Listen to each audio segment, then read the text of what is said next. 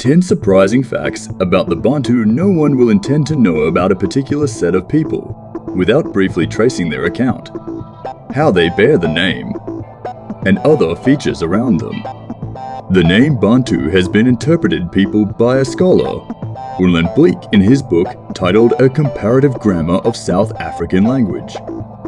The language Bantu is hypothesized to be over 400 ethnic groups.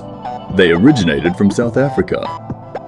The Black South Africa was sometimes called Bantu during apartheid regime, where the blacks in South Africa drink, gamble, commit murder, and go into prostitution as a way of surviving or a kind of defense mechanism. This is where we got the patriotic leader, Nelson Mandela, who dedicated and sacrificed himself as a freedom fighter. The Bantu-speaking people of South Africa are divided into 4 main groups: Vehavada Sotho, Nguni, and Shangana. The Nguni is known to be the largest group among them all. Although the Nguni and the Sotho are patrilineal society and powerful than others. More than 4,000 years ago, Africa underwent significant event that affected cultural linguistics and demographic happenings. The Bantu migration is the event talked about earlier. The Bantu moved from their Niger, Congo family. This could be as a result of overcrowdedness. Many among them were farmers, and there was shortage of land for agriculture and grazing. They moved in search for more land. Drought and famine also contributed to their migration. There was also an external attack from the Arab people who were hostile to them, since our major focus cannot be withered. Let's look at the 10 facts about the Bantu. 1. Bantu culture are norms, values, and way of life. The Bantu were formerly located in the rainforest and savanna area near the Niger River. That is to say, they were agriculturalists that grew crops. The possible crops grown are beans, millet, sorghum, melon, rice, and oil palm. They do not practice commercial system of farming, rather subsistence farming. The crops mentioned above yield well in order to meet up with their needs. Farming as one of the cultural dealing known with the Bantu is supported by iron and stone tools. One could not actually depict where they learn the man know-how of creating the iron tools.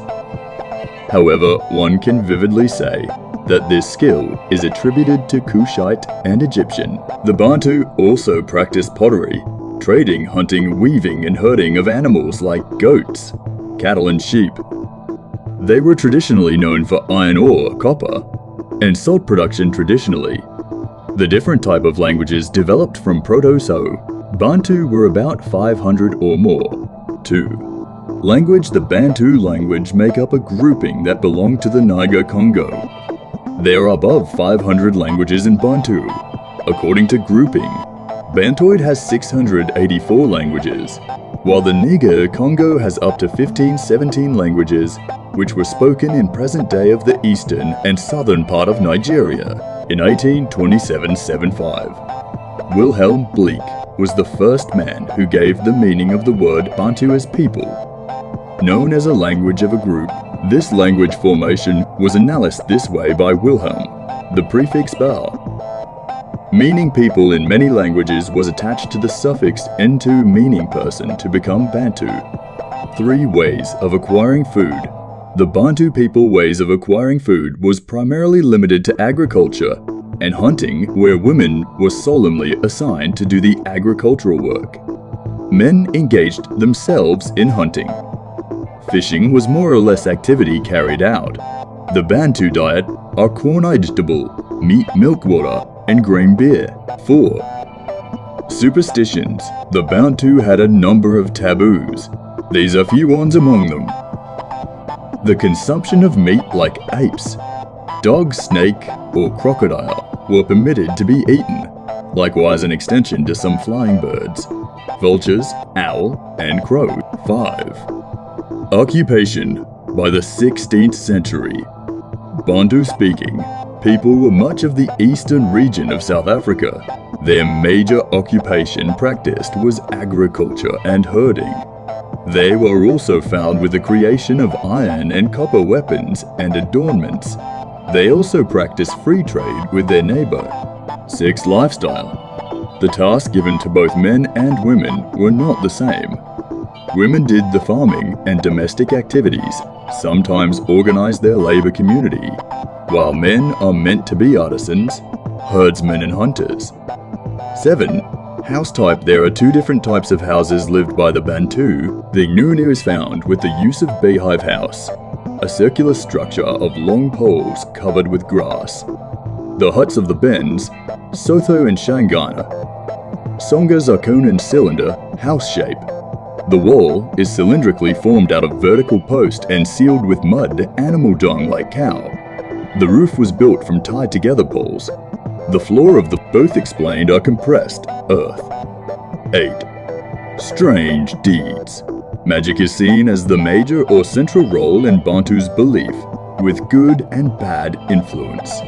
They believed in separation from body and spirit after death. In ceremonies, they normally observe the manifestation of the soul's deceased ancestors.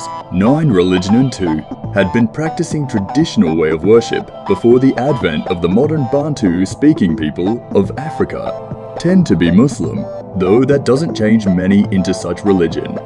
Some were still involved in ancestral worship of the gods and spirits. They were solemnly engaged with folktale to keep the history, traditions, culture and belief ongoing. The worship of ancestors is the primary system of religious belief by Bantu. Some of these have passed into the other world known as the spirit world. Others are ancient and normally considered as high gods. They knew that the supreme god is the utmost and present, but little regard of worship was given. Their worship shows that there is the presence of the spirit. The foundation of every happenings, both social and economical, is as the result of this god. The religion ensure that there is comfort and courage to all Bantu. Some are likely to be known with the practice of cultists and other spirit secret society. 10. Ritual and festival. One thing is very paramount about the Bantu-speaking people when come to the area of childbirth. The birth of the male child takes the highest regard than that of the female. When a male child is born, 2 goats will be killed for celebration while female is 1 goat. The Bantu also reason that the best time to communicate with their ancestors is during marriage, birth, puberty and death. That is when they can call for good fortune, blessings, protection and assistance. Thanks for watching. Please do like and subscribe